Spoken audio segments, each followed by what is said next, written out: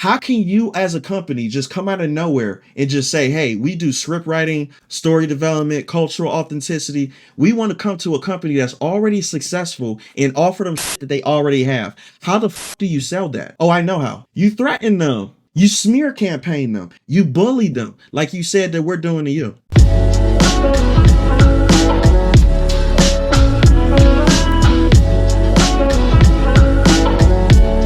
Yo, what's going on, people? Every time I see this bitch, I get alopecia. I'm about to watch this video that was actually posted in my Discord that I didn't even know existed. Apparently, she's been doubling down and making her rounds and had another, what do you call this, a press conference or some shit? But she had a talk where she was doing a presentation. I guess she was talking about, the backlash that Sweet Baby was getting, the fact that they started the blow up and the martyrism when it comes to figuring out that consultation companies actually exist in the gaming industry. They're the spearhead to the shit. So now I guess she's basically wearing it as a badge of honor now.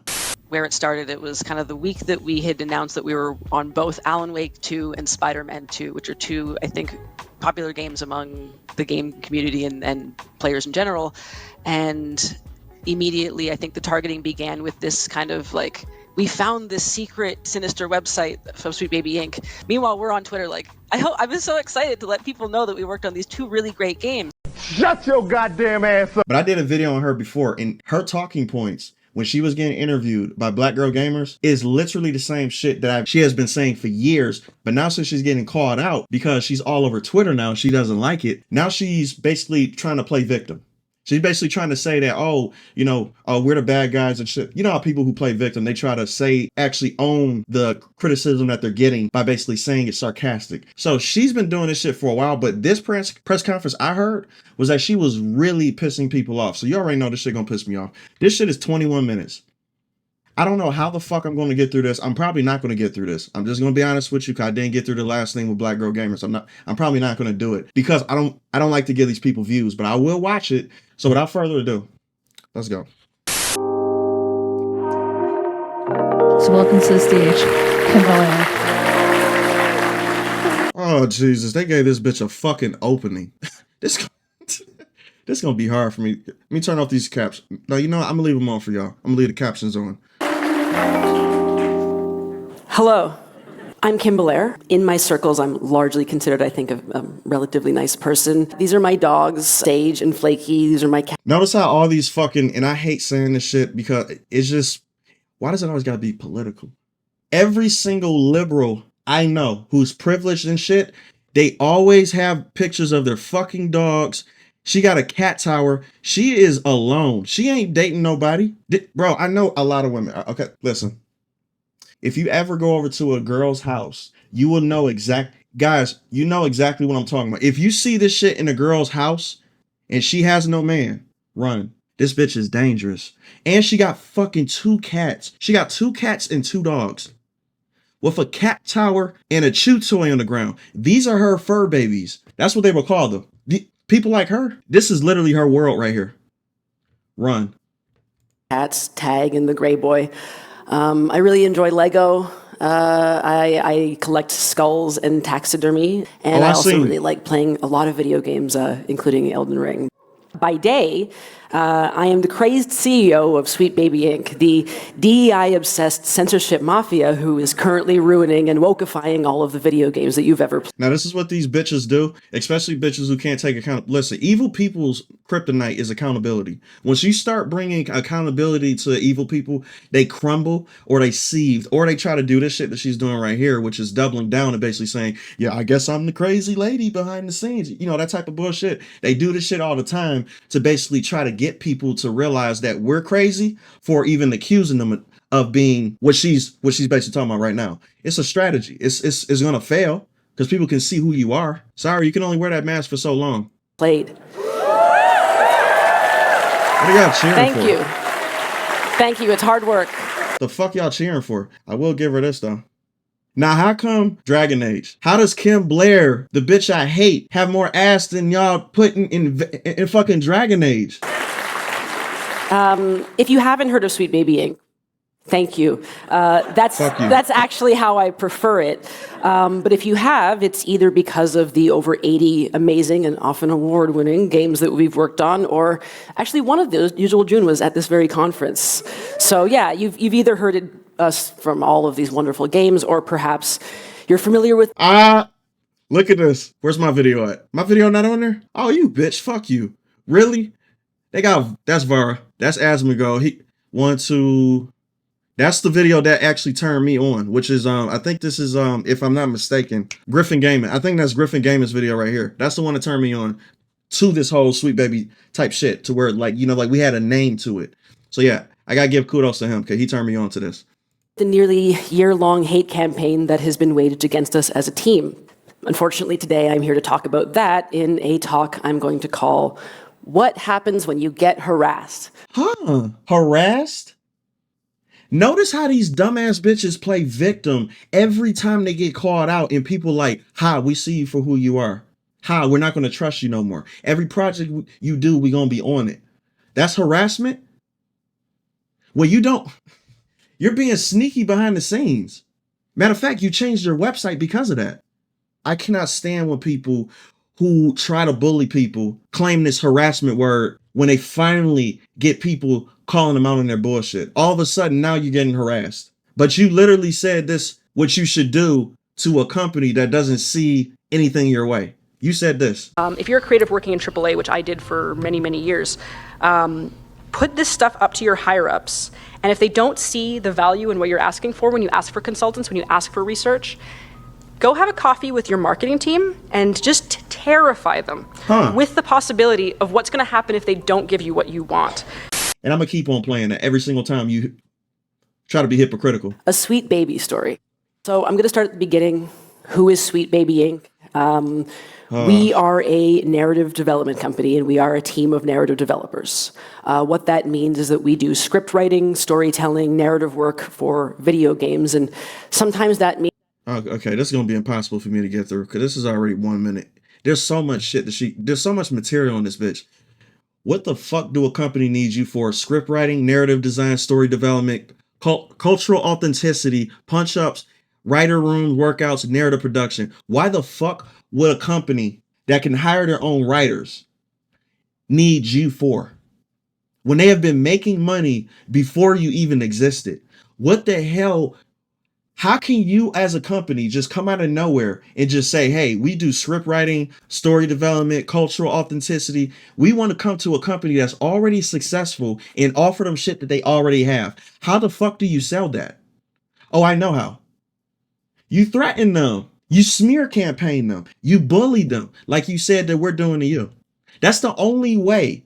That's just like me having ice cream, vanilla ice cream, and trying to go to Cold Stone. If you guys are not familiar with Cold Stone, it's an ice cream place. That's just like me having vanilla ice cream. I created my own brand of vanilla ice cream, right? That's the same thing as Cold Stones, right? They got the same exact flavor. I came up with it. I took it up to Cold Stone to try to sell it to them. They like, what the fuck are you doing? We already have this. Matter of fact, we're already making money off of it. You're not. So why would we hire you? It doesn't make sense. Means that we come in for writing punch-ups. Sometimes that means we're the entire writer's room for a project. Sometimes that means we're coming in very, very early on and helping them start the groundwork, the world building. But what I want to really stress is that all of our work focuses very heavily and very seriously. What is their background and expertise? What do they do before this? That's what I want to know. How are you so valuable that companies that make millions and millions of dollars will find you appealing to hire for your company when you have no history? What did you do before this? Were you a writer professionally? Did you have best-selling books? Did you have did you win awards, achievements? How many years of school did you go to for your field? What accolades do you have? Or are you just Sweet Baby and you're a consultation company that's sponsored by BlackRock and Vanguard that actually want to push this narrative so they fund you? And then you use smear tactics to cover them to get you to feel them, to get you to be important. What you do is you create a problem so you can solve a problem. That's why you're valuable. You're not valuable because of what you offer. This bitch is so stupid. Seriously on story, that is what narrative development is.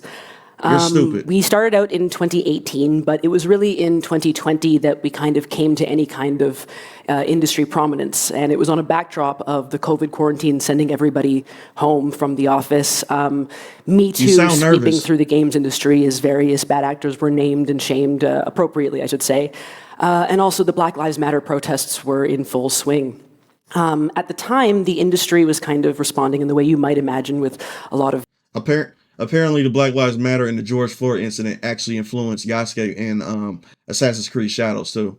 Corporate overpromising, but within the writing sphere, there were a lot of offers for portfolio reviews. Like, hey, if you're a marginalized or especially a black dev, we would love to give you a portfolio review. And I want to say I love portfolio. You know how fucking racist that is? I don't understand how these privileged ass black people, she's privileged. I could tell she grew up in the suburbs.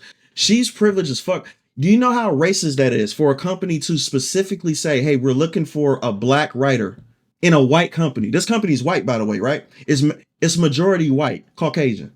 Can you imagine how that would feel if I got a call from somebody from a company that's predominantly white that's asking me, hey, we want you because you're black and you're a writer, specifically that, because of your color and because you're a writer. She's saying it like it's a good thing. Reviews, it's something that we also do at Sweet Baby for free. So if anybody in the audience right now is looking for a little bit of a portfolio review or wants to talk about video games, we'd love to do that. If you're black. But the problem with portfolio reviews is that they also assume that it's a meritocracy, right? They assume the problem is your portfolio and not the fact that maybe there's a lot of other reasons that you are not getting the gig. So knowing that there are a myriad problems. Yeah, you're not the right color. You're not a straight. If you're a straight white male, you're out of luck.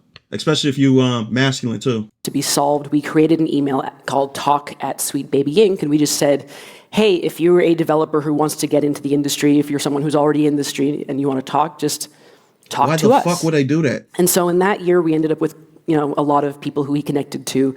And we talked a lot about advocacy. We talked a lot about helping people get into the industry. And we also talked a lot about the importance of telling stories from a variety of perspectives, and especially of having those writers and those creators in the room to help you with that. Stop this video. As we joined new conversations, as we worked on more projects, more people joined our team. Oh, and so Jesus. Look how diverse this. Oh, my God. Look at.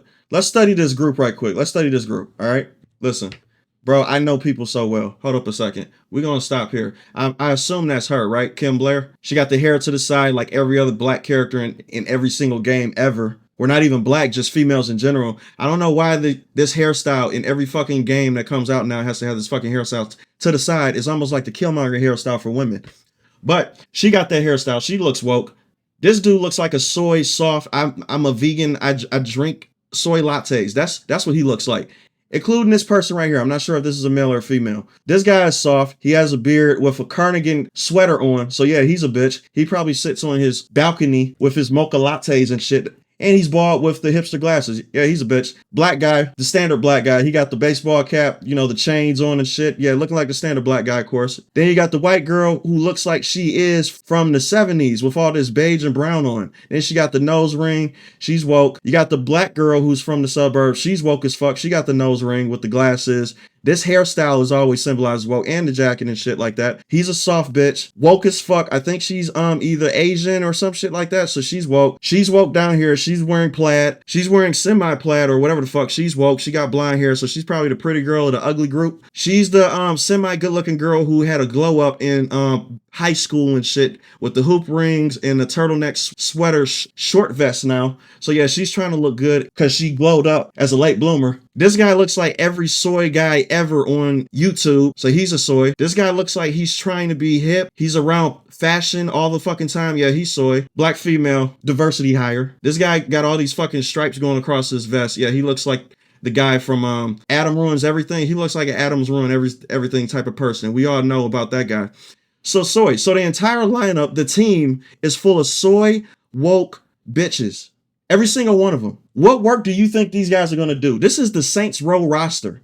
This is the Saints Row, the new Saints Row roster right here. That's the reason why the characters of Saints Row look like that, because this is the world they live in. They think they cool as fuck.